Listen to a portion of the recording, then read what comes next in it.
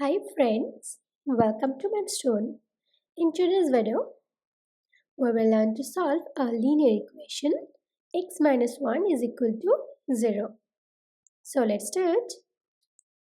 This is our given equation.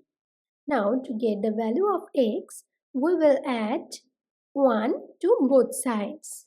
Doing that we get x minus 1 plus 1 is equal to 0 plus 1.